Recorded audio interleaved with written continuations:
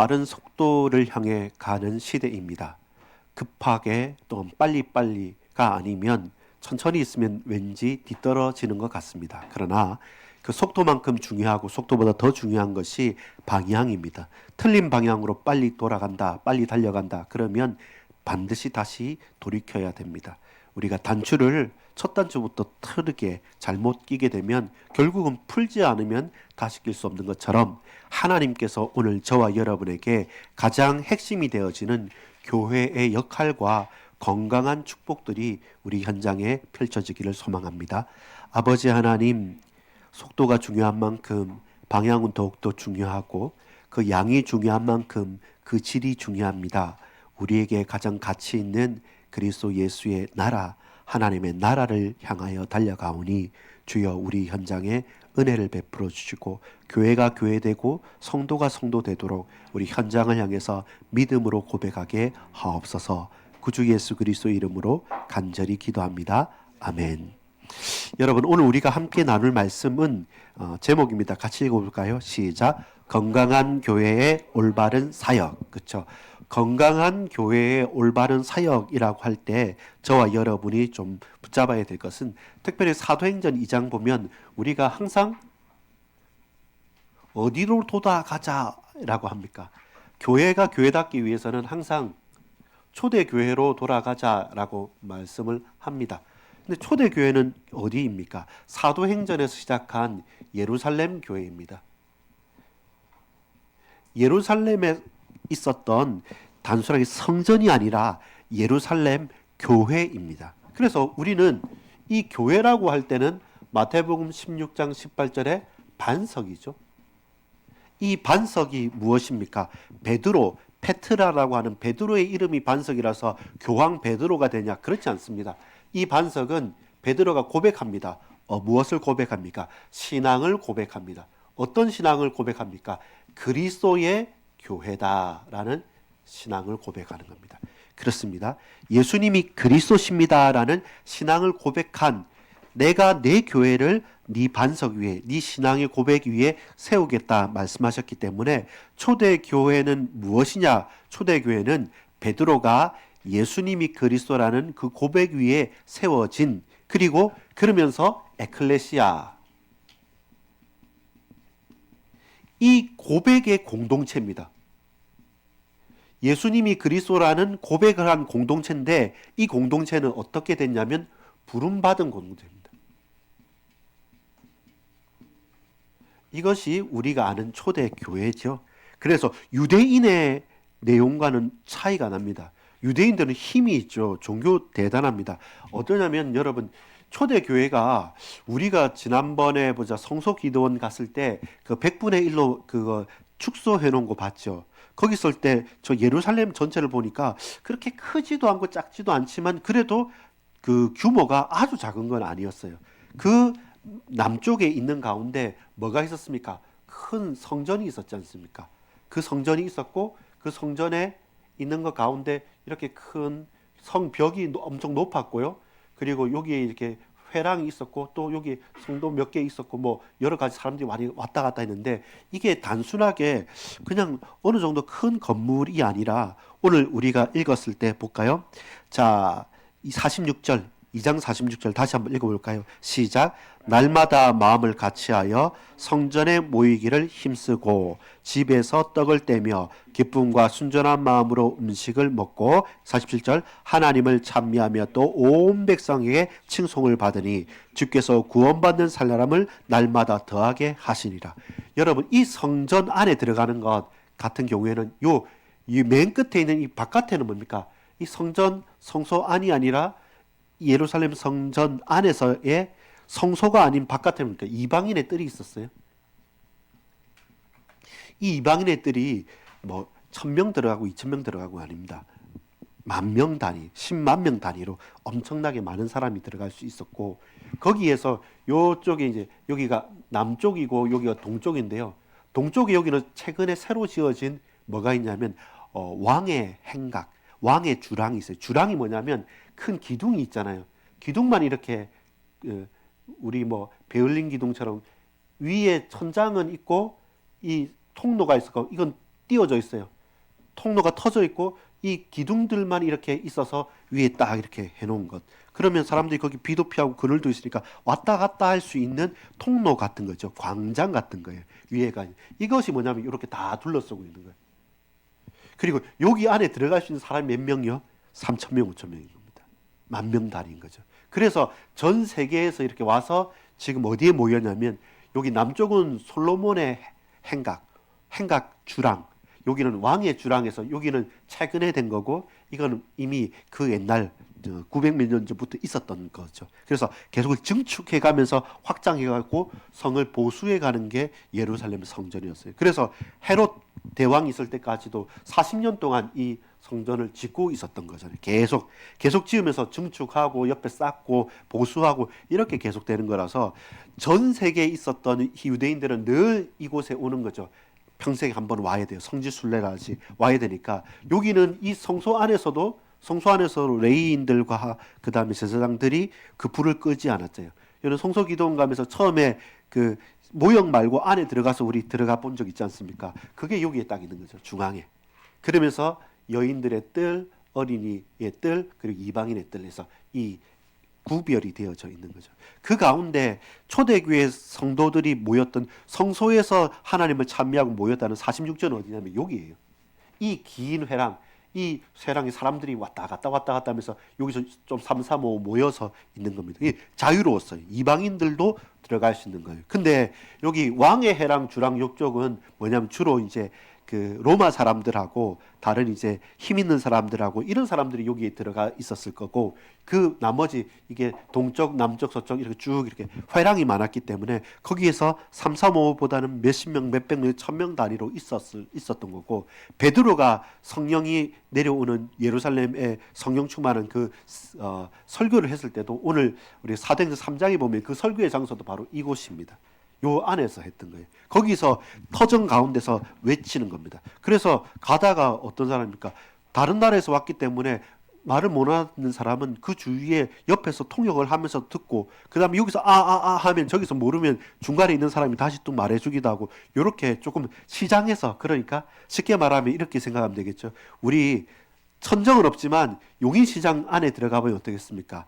자판이 있고 위에 이렇게 딱 터널처럼 이렇게 있지 않습니까? 그렇게 터진데 우린 거기 가면서 거기에서 예수님이 그리스도입니다 이렇게 외치는 거죠. 그러면 저쪽 울리면서 저쪽까지도 가기도 하고 무슨 말 하느냐 하면서 와서 보기도 하고 이런 것처럼 장날에 김양장 저 옆에서 우리가 노방전도 하듯이 그렇게 성전에 모여서 예배를 드리고 거기서 찬송을 하고 찬미를 하니까 그렇게 초대교회는 시작을 했던 거예요. 그래서 성전에 모이기를 힘쓰고 그 다음에 또 어디입니까?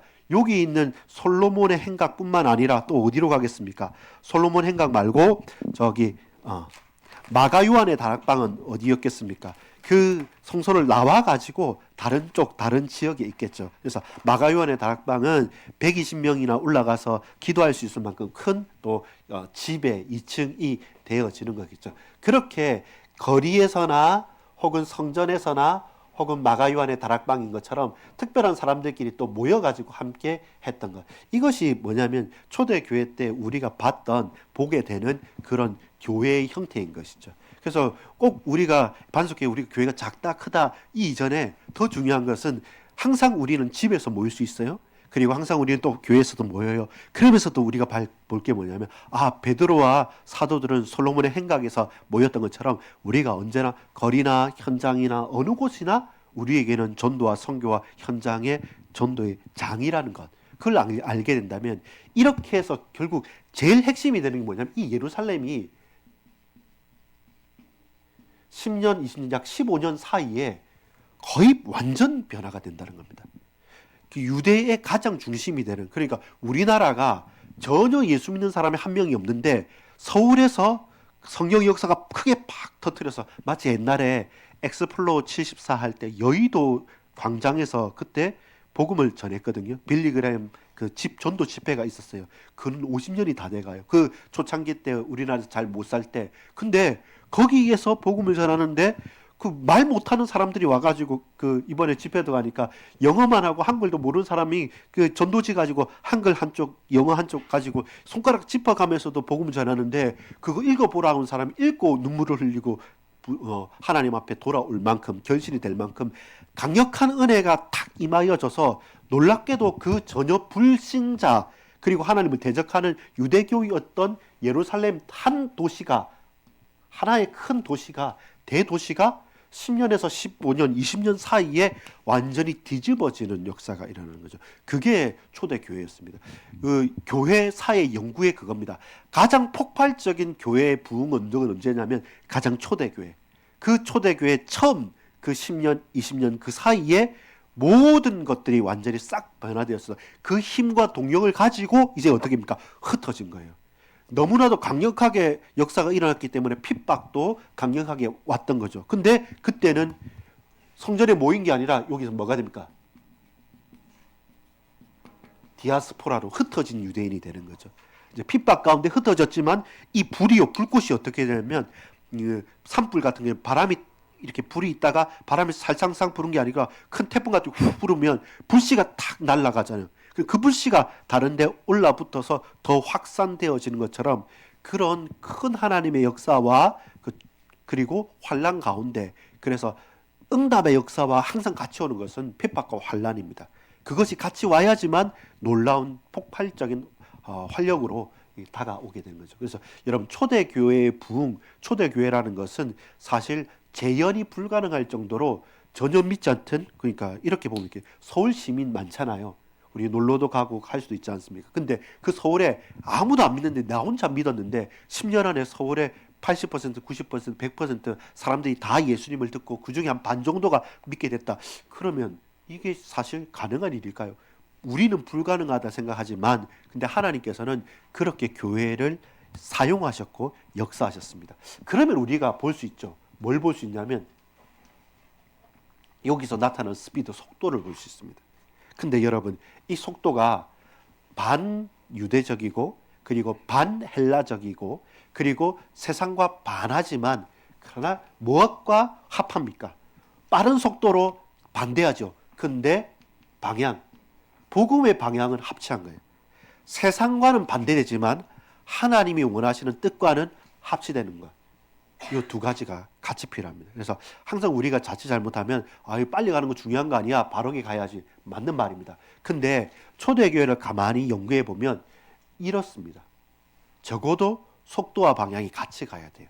너무 천천히 가는 것은 그 하나님의 역사를 받아내기가 쉽지가 않습니다. 그 힘의 능력이란 것은 여러분 뭐가 세다 이렇게 할 때는 뭐예요?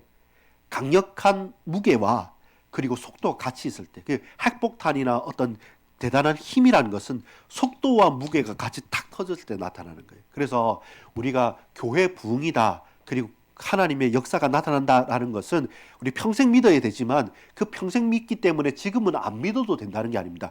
항상 속도와 방향은 같이 가야 되고 방향이 잘 잡아야 됩니다. 잘 잡아야 되지만 그 속도도 방향만큼 중요하다는 걸 제가 좀 말씀드리고 싶습니다. 우리가 속도보다 방향이 중요해요. 맞는 말이지만 그 맞는 말 가운데서 속도도 무시할 수 없는 겁니다. 적어도 그 방향만큼 빠르게 가야 돼요. 여러분 이걸 언제 느낄 수 있냐면 그 벼락치기 공부할 때 내일 시험일 때 빨리빨리 봐야 되잖아요. 근데 천천히 이해하면서 보는 것보다 빨리 볼 때 잘 몰라도 집중이 더 잘 돼요. 빠르게. 그리고 힘을 막 쏟는 거죠. 열심히 하기 위해서 신경을 곤두서는 거죠. 그렇게 스피드와 방향을 같이 가지고 가는 것. 동시에 요런 부흥이라는 단어를 놓고 봤을 때도 마찬가지입니다. 건강한 부흥을 위해서도 여러분 속도와 방향이 중요하고 또 하나는 뭐냐면 이거. 여러분 생각보다 그 우리의 삶이라는 게 연결되어 있습니다. 여러분 양이 중요합니까? 질이 중요합니까? 질이 중요하죠. 근데 질이 중요하지만 이 질이 중요한 만큼 양도 중요한 거예요. 우리가 제대로 깨달았다 하지만 저와 여러분이 수학 공부를 하고 영어 단어를 외울 때 한 번 듣고 알았다 하지만 다시 또 알 수 있는 건 아니에요. 그만큼 뭐냐면 투입하는 데이터가 양이 많아져야지 실수가 줄어들고 질도 높아지는 것처럼 그것처럼 방향과 질만 중요하다 맞는 말입니다. 근데 진짜 일이 일어나고 진짜 하나님께서 역사하실 때는 그 방향뿐만 아니라 속도도 정말로 빨랐어요. 10년에서 20년 사이라니까요. 그 가운데 그 하나의 도시가 완전히 뒤집어지니까요. 그 우리가 감당하기 힘들 만큼 왜 여러분 헬라파 유대인들하고 히브리파 유대인들과 싸웁니까? 너무 복잡한 일들이 계속 다가오니까 누구 다 따지면서 할 수가 없을 만큼 강력한 은혜가 확 다가오고 문제와 사건도 많이 다가왔던 거예요. 동시에 그 가운데 제대로 된 제자도 있지만 무리들도 많았어요. 근데 무리를 무시하면 안 돼요. 왜냐면 그 무리 속에 변화되어질 제자를 하나님께서 같이 숨겨주시고 하기 때문에 여러분 따라합시다. 속도와 방향이 다 중요합니다. 질도 중요하지만 양도 무시하지 맙시다. 예, 그래야지 이제 저와 여러분이 뭐냐면 하나의 선택이 아니라 이건 뭐냐면 건강성이에요. 건강함, 뭐에? 교회의 건강함이 필요한 겁니다. 우리 교회는 전도하는 교회 좋죠. 우리 교회는 기도하는 교회야. 우리 교회는 말씀 붙잡고 하는 교회. 우리 교회는 작지만 뭐가 하는 교회. 특색이 있어야 되는 거 정말로 중요합니다. 왜냐하면 우리 그 규모가 작은 교회일수록 특색이 있는 것이 시작하기 가장 좋지만, 근데 우리가 지향해야 될 것은 뭐냐면 우리가 지향해야 할 것은 건강함입니다. 건강함은 한 곳에만 특화되어 있는 것은 아닙니다. 팔만 막 이렇게 특화되어 있고 다리 운동을 안 하면 이상하게 이렇게 사람이 변형되잖아요. 균형이 맞아 있는 거죠. 그러면 여러분 어떤 교회가 건강할까요? 우리 교회가 앞으로 가야 될 때 붙잡는 것은 사도행전 2장의 초대교회는 제일 먼저 힘이 있었던 게 뭡니까? 따라합시다. 예배 중심이었어요. 이 솔로몬 행각에 늘 여기 솔로몬 행각에 모이잖아요. 그 흩어져서 집에 가면 집에서 또 모여요. 마가요한의 다락방은 특별한 제자들끼리 거기서 특별 훈련하고 특수하게 집중 기도했던 그런 훈련의 장이었어요. 그 나머지는 흩어져서 교회 갔던 거고, 그리고 안식일이든지 그 다음에 어떤 제사 지낼 때는 항상 또 성전으로 갔던 거죠. 예배 중심의 삶이었어요. 또한 예배 중심으로서 그냥 그 군중 속의 개인이었냐면 아니면 그 가운데 또 뭐가 있냐면 따라서 소그룹, 그런 제자 중심이었어요. 예수님도 12제자와 그리고 70인과 120문도 그리고 특별한 세 제자를 데리고 다녔던 것처럼 전체를 다 살려야 되기 때문에 제자를 소수를 따로 해야 돼요. 소수 집중, 소그룹 중심으로 나갔던 것이고, 또한 동시에 그러면서도 뭐 했냐면 그 나와 내 편만을 살린 게 아니라 또 뭐 했겠습니까? 구제, 리칭아웃은 구제와 봉사가 있었습니다. 이건 왜냐하면 우리가 하는 일이, 우리 하는 사역이 건강하다는 표현이 바로 이렇게 드러나는 겁니다. 구제와 봉사로. 아니, 더 가난한 사람인데 다른 사람을 도와준단 말입니다. 더 힘이 없는 사람인데 함께 모여서 필요한 곳에 일을 한단 말입니다. 그럼 부끄럽게 되는 것이죠. 사람이 가진 사람이 더 많이 배운 사람이 부끄러워질 만큼 구제와 헌신, 왜냐하면 내게 아니니까. 내 생명도 주님의 것이란 걸 알기 때문에 아낌없이 드릴 수 있는 거죠. 그래서 요즘의 세상도 마찬가지예요. 전부 다 기브 앤 테이크인데 그 청년들이나 어떤 사람들이 교회 오면 교회가 이런 곳이냐고. 처음에는 그냥 저끼리 논다 생각했지만 와서 보니까 정말로 손 가지 않는 곳에 힘을 쓰고 또한 편하지 않게 살아가는 게 많구나. 이런 받을 자격이 안 되고 계약이 아니지만 흠뻑 줄 수 있는 이렇게 나눔이 있는 공동체여야만 합니다. 그게 중요한 부분이고요. 그러면서 전도와 선교 이 부분에 특화되어져야 됩니다. 결국 생명이 살아나는 곳 가운데 열매가 맺어지고, 그랬을 때 우리가 해야 될 사명들이 발견되어지는 것이죠. 마지막으로 이 가운데서 이제 제자라고는 훈련이 있어야 되는 거죠. 결국 이게 초대교회 계속했던 겁니다. 초대교회 예배 중심으로 모였고 제자 중심으로 모여서 소그룹이었고, 그러면서 봉사와 구제가 있었고 전도하고 선교하는 것에 끊이지 않았고, 그 가운데 이 일을 계속하기 위해서 제자의 제자로 계속 훈련되는 것. 그래서 그냥 평안하게 누리고 즐기는 곳이 아니라 거기서 훈련받아서 나도 초대교회로, 나도 내가 있는 지역에, 그래서 여러분 빌라델피아 뭐 에베소 뭐 어디 뭐 고린도 전부 다 제자들이 간 곳마다 교회가 세워졌던 거예요. 왜냐하면 이 사역이 그때 우리가 봤던 예루살렘에 있었던 그 일이 하나님 이곳에서도 역사해 주세요라고 하면서 갔던 거죠. 그래서 여러분 오늘 우리가 본론으로 우리가 봐야 될 것은 뭐냐면 이런 거예요.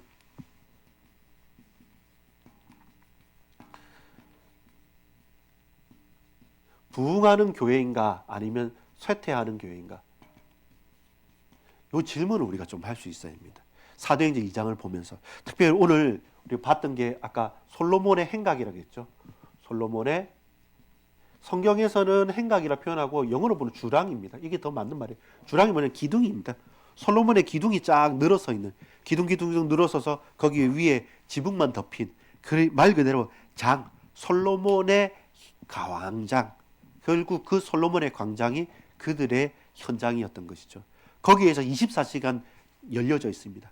언제든지 거기에는 갈급한 사람이 있고 거기는 고민하는 사람이 있고 거기는 자기 자랑하는 사람이 있는데 그 사람이 받을 자격이 됐든 안 됐든 그 사람의 마음이 있든 없든 어쨌든 그 현장에서 늘 마음을 두고 거기에서 복음을 전했던 것 그리고 그것이 열매 맺어지는 것이고 그것이 응답되어지는 것이고 이때 솔로몬 행각에서 3,000명 나중에는 5,000명 이러면서 예루살렘 전체가 완전히 회오리 트듯이 변화가 되어지는 것이죠.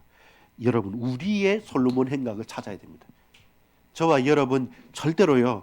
우리 뭐 여기 몇 평 안 되는 이곳에 앉아 있어서 요것만 교회고 여기서만 예배하고 세상에서는 모른 체 하겠다. 그건 예수 믿는 사람 아닙니다. 말 그대로 그거는 스스로 우리가 맹인되겠다는 겁니다. 눈을 감겠다는 겁니다. 우리가 이 작은 현장에서 같이 말씀을 나누고 은혜를 받고 다짐을 하고 도전을 해서 그래 내 눈을 떠야지. 그래 나의 솔로몬 행각, 나의 솔로몬 주랑 내가 가야 될 현장은 내 가정이구나. 그럼 혹은 내 불신 현장의 친척들이구나. 혹은 우리 학교이구나. 해경이는 명지대일 수도 있겠고 해민회원은 고림중일 수도 있고 또 3개 고등학교일 수도 있고 또 존사님은 지금 고신대와 또 오고 가는 현장일 수도 있고 저는 무엇보다 이 지역이어야 되고 옆에 있는 공원일 수도 있겠고 여하튼 오고 가는 걸음걸음거리죠. 최대한 그 솔로몬 행각을 확장해 가는 것이죠. 거기에서 접점을 넓히는 것이죠. 그래서 항상 여러분 생각해야 됩니다.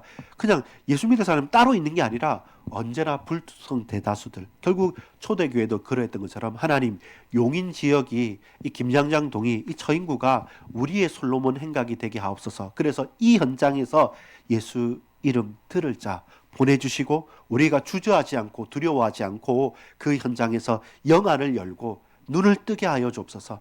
이 기회를 눈을 감고 허비하지 않도록 우리에게 은혜를 베풀어 주십시오 라고 하면서 우리 교회가 부흥하는 교회로서 솔로몬 행각 또 우리 가정에서는 또 각자 흩어진 집 우리 교회에서는 또 마가요한의 다락방에서 성령 충만을 받는 은혜를 공급받는 특별한 훈련소 이렇게 저와 여러분의 현장을 정체성을 재정립해야 됩니다. 재정의해야 됩니다. 내 직장이 솔로몬 행각이다. 내가 하는 이 거리가 솔로몬 행각이다. 그때 저와 여러분이 갑자기 입장 바꿔서 제가 베드로다. 여러분이 빌립 집사다. 우리가 누구누구 사도다. 그럼 우리가 있는 현장에서 뭐 하겠습니까? 안 믿는 사람도 있고 말이 안 통하는 사람도 있고 또 대적하는 사람도 있고 핍박하는 사람도 다 있어요. 근데 그래도 그 현장에서 예수는 그리스도라고 외쳤던 것이 초대교회의 제자들이었고 성도들이었고 그때는 그렇게 해서 잡혀 죽는 사람도 있었습니다. 그러나 지금은 그렇지 않습니다. 더더욱 우리가 핑계하지 않을 이유가 있는 것이죠. 자, 그렇다면 그런데도 불구하고 여러분 우리 좀 봐야 될 게 뭐냐면 쇠퇴하는 교회의 특징이 있습니다. 부흥하는 교회와 쇠퇴하는 교회의 특징이 있는데 여러분 잘 봐야 될 게 뭐냐면 반석교회의 규모는 부흥보다는 쇠퇴에 더 가깝게 됩니다. 왜냐하면 작은 교회일수록 부흥하기보다는 쇠퇴하기가 더 쉬워요. 좀 규모가 작은 교회일수록 뭔가 더 많은 일을 하기보다는 있는 일도 해내기 힘들기 때문에 스스로 갈등하고 스스로 고민하고 책임을 회피하기 좋아요. 왜냐하면 많은 사람이 있는데 책임 회피하는 것보다는 사람이 얼마 있지 않기 때문에 미리 피하는 거예요. 미리 말하지 않는 거예요. 그렇게 책임을 회피하거나 갈등하거나 영적으로 심한 침체 가운데 있거나 그리고 서로 말하기 그러니까 소통이 단절되게 그래서 스스로 영적인 소경 스스로 육체적인 소경으로 자기 자신이 주눅들면서 움츠려들어요. 그러지 말라는 거예요. 왜냐하면 요소가 그 분위기가 생각보다는 부흥보다는 쇠퇴가 쉽습니다. 그러나 그렇다고 해서 우리가 소경 특별히 영적 소경으로 그대로 머물러 있지 말라. 여기에서 벗어나서 주님을 만나고 우리가 주님 앞에 분명한 이유 있는 고백을 하자. 왜냐하면 그 한 사람은 그 많은 기세등등한 모든 것을 가졌던 유대인들보다는 더 나았던 선택을 했지 않습니까? 그렇게 우리가 그 일을 알고 하자. 그리고 이번에 부흥하는 교회의 네 가지 기둥, 부흥의 기둥, 이거 가지고 좀 다음 주부터 성경의 근거를 가지고 조금씩 더 볼 건데요. 크게는 따라합시다. 사역 참여. 예. 이 아까 해주가 그랬어요. 제가 오전에 설교를 하고 설거지를 이제 오늘은 뭐 많았잖아요. 그릇도 많고 하니까 혼자 설거지가 그 식판은 적었지만 설거지 많았는데 해주가 와서 아빠 막 물어보고 이러는데 해주야 이상하다. 그래서 설교도 하고 설거지도 하고 또 설교도 해야 되는데 니는 지금 놀고 있으면 좀 바꿔야 되지 않겠냐니까 해주가 그건 아빠 일이지 이렇게 하더라고요. 그래서 이게 뭐냐면 철저하게 이 반대 이제 사역을 미루는 거죠. 그래서 우리 참여합시다. 왜냐하면 간단해요. 이거 하고 있을 때 그냥 제가 해야 되는 일 맞아요. 하면 됩니다. 근데 뭐냐면 이걸 할 때 내가 할 수 있는 거 찾아가는 것이죠. 내가 할 수 있는 거. 전사님도 토요일 날에 항상 그 화장실 청소를 하십니다. 왜냐하면 그 밑에 분은 안 해요. 잘 쓰기만 하고 잘 안 하는데 그렇다고 해서 뻗대면서 왜 청소를 안 해? 왜 이렇게 안 하지? 한번 언제 하는가 보자 이렇게 하면 누구만 손해입니까? 우리만 손해요. 그래서 저와 여러분이 내가 할 수 있는 사역의 참여도를 어떻게 한다? 넓혀가는 거죠. 높여가는 거죠. 그래서 여러분 부흥하는 교회의 사역 참여가 뭐였냐면 한번 제가 한번 읽어드릴게요. 봉사자 수가 증가했어요. 작년보다 올해보다 내년 점점 뭔가 하고 싶어하는 봉사자 수가 늘어나는 거야. 사람이요. 그 새신자 수가 늘어나지 않더라도 그 있는 기존 신자 중에서 내가 좀 이거 한번 해볼게요. 봉사자 수가 마치 우리 밥 먹을 때 그렇지 않습니까? 뭔지 제일 맛있어요.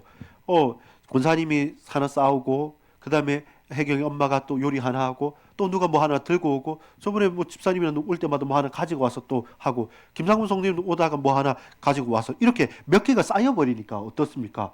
훨씬 맛있게 되는 거죠. 그처럼 사람이 늘어나지 않아도 그 있는 가운데서 그 사람들의 봉사자 수가 늘어났을 때 부흥의 문이 열렸던 거고 또 마찬가지입니다. 사역의 파트도 활발해야 되는 거죠. 우리 얼마 없으니까 그냥 대충 해 이게 아니라 얼마 없더라도 우리 초등부, 그다음에 중고등부, 청소년부, 대학부, 청년부 한 명이라도 그것을 넓혀가려는 방향을 찾아가는 거죠. 아니면 우리 몇 명 안 되니까 통폐합합시다. 우리 같이 합쳐서 더 좋게 합시다. 근데 방향이요. 그렇지 않아요. 그게 나누었을 때 대여섯 명이잖아요. 합치면 6명 나올 것 같죠? 안 옵니다. 3명밖에 안 와요.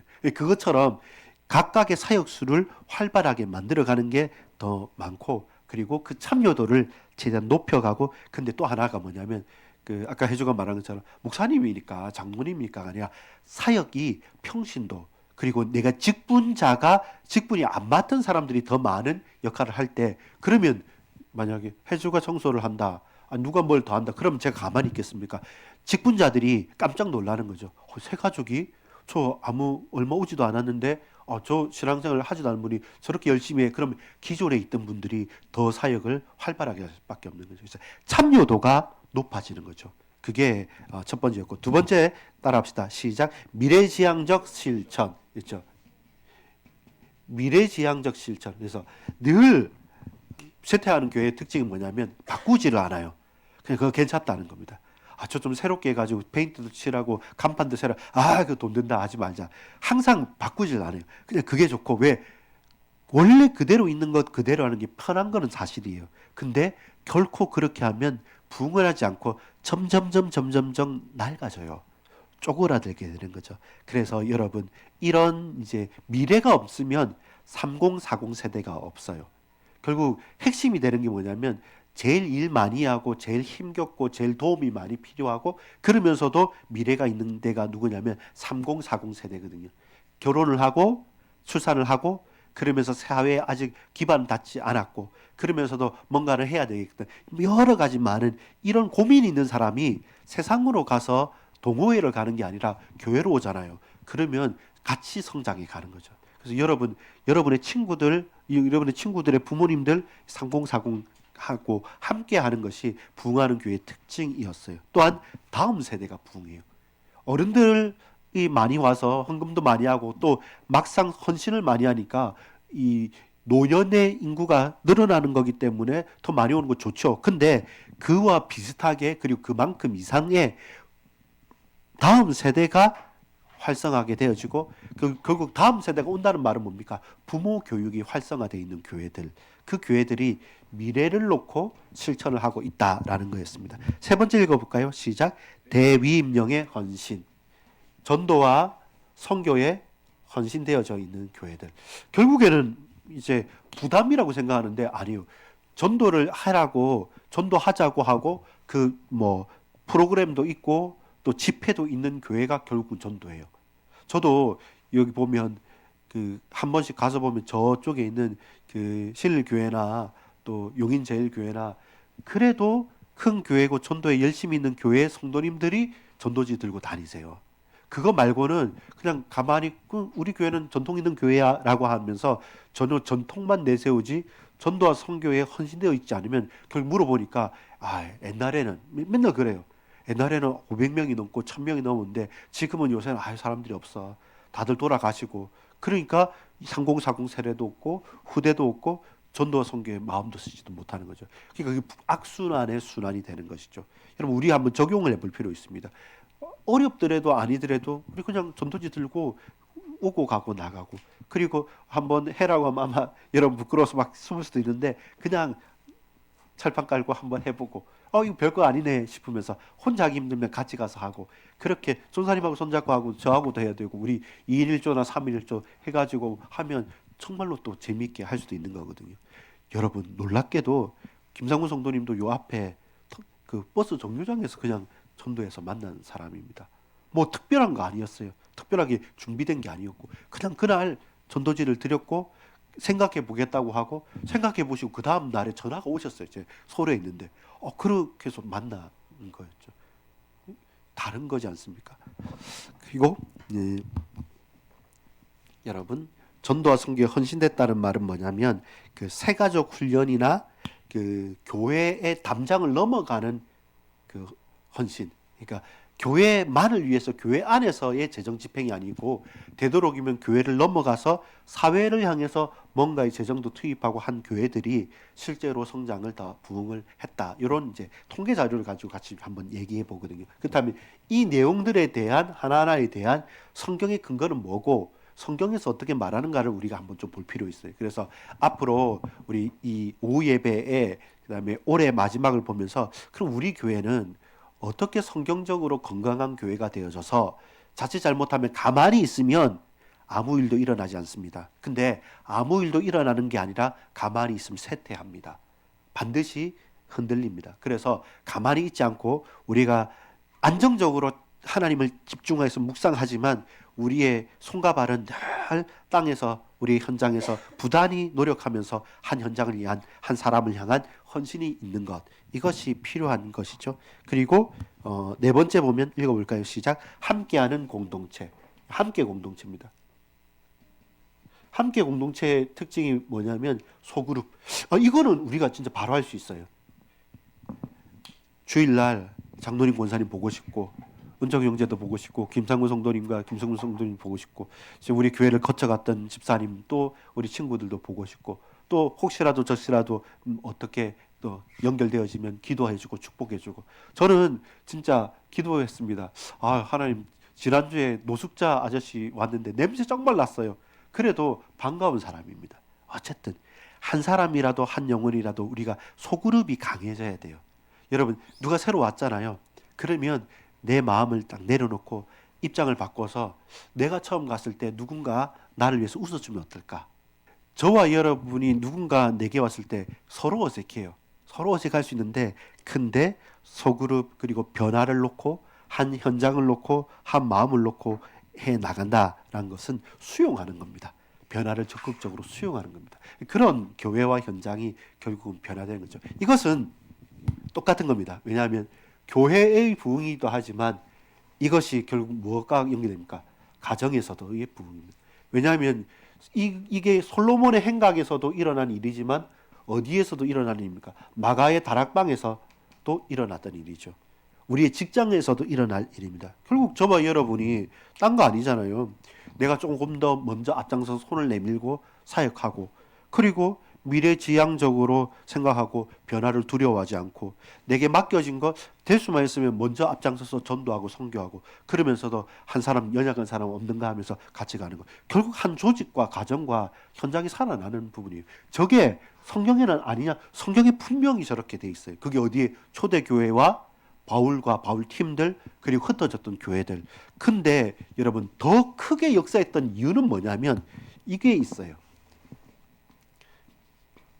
플러스 알파 뭐가 있었냐면 우리는 싫지만 그 당시에 큰 핍박이 있었다는 겁니다. 그러니까 진짜와 가짜가 결론은 이 핍박이 있으니까 우리에게 선택을 할 수밖에 없게 만들어요. 가짜라고 한다면 타협해서 나 안 믿는 사람이 되거나 진짜라고 하면 생명 걸고 믿게 되는 거죠. 지금은 핍박이 덜해요. 내적인 유혹이 있어요. 그래서 우리가 힘든 겁니다. 핍박이 아니라 유혹이 있는데 핍박을 가장한 유혹이 사실 더 어려운 거죠. 금식하는 게 어렵습니까? 미디어 금식이 어렵습니까? 차라리 금식은 굶식이 되잖아요. 굶을 수 있어요. 한두 끼 굶습니다. 근데 한두 끼 정도 한 3시간, 6시간 저녁 휴대폰 안 보고 하면 괜히 불안해지는 것처럼 그건 핍박이기보다는 유혹이잖아요. 근데 이게 더 교묘하고 흔들리는 거예요. 그래서 우리 오전 예배 말씀을 보자면 뭐냐면 깨어 있어야 돼요. 기도로서 깨어 있고 기도로 깨어졌을 때 영안이 열려지는 것이죠. 눈을 열고 볼 수 있는 것이죠.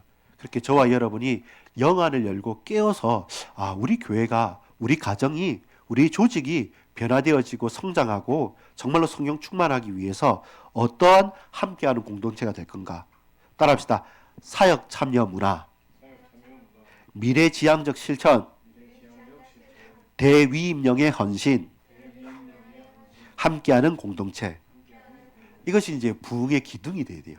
이 기둥이 건강하게 하나하나 아까 솔로몬의 행각 주랑이랬죠. 기둥이 딱 이렇게 딱 잘 있으면 그 위에 딱 지붕이 쳐지는 거예요.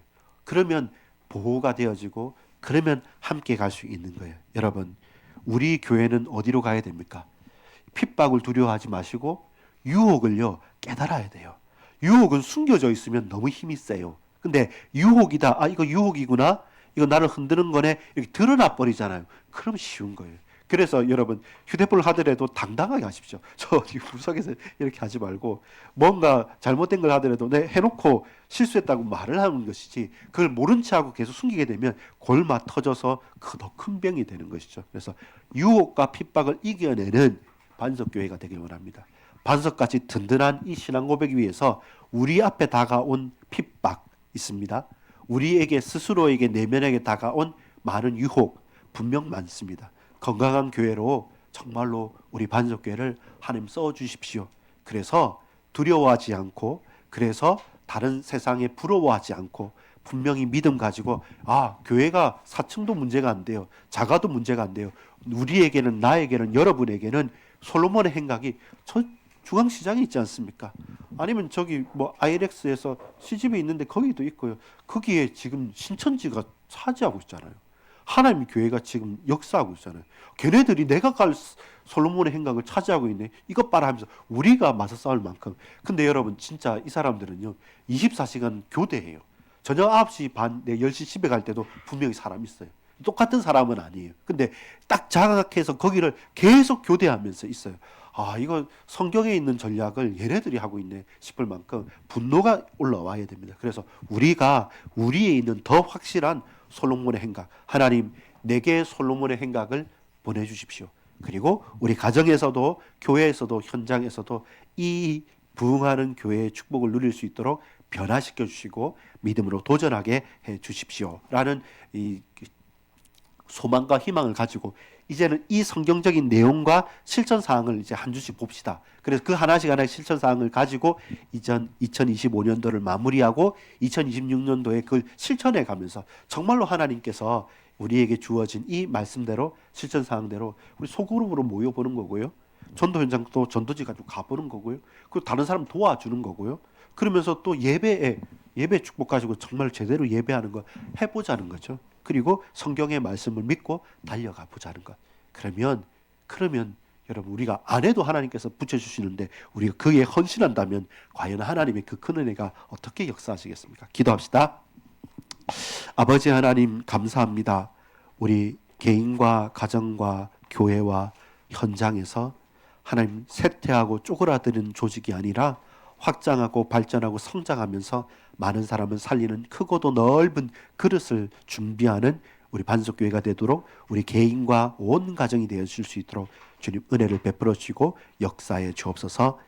이제는 우리 구주 예수 그리스도의 은혜와 하나님 아버지의 사랑과 성령님의 교통하심이 속도와 방향을 제대로 잡고 양과 질을 분명하게 채우면서 예수 그리스도께서 세우신 반석교회로 통하여 이 지역과 현장이 살아나는 그 일에 증인된 우리 모든 권석들 머리 위에 지금부터 영원토록 항상 함께 있을지어다. 아멘.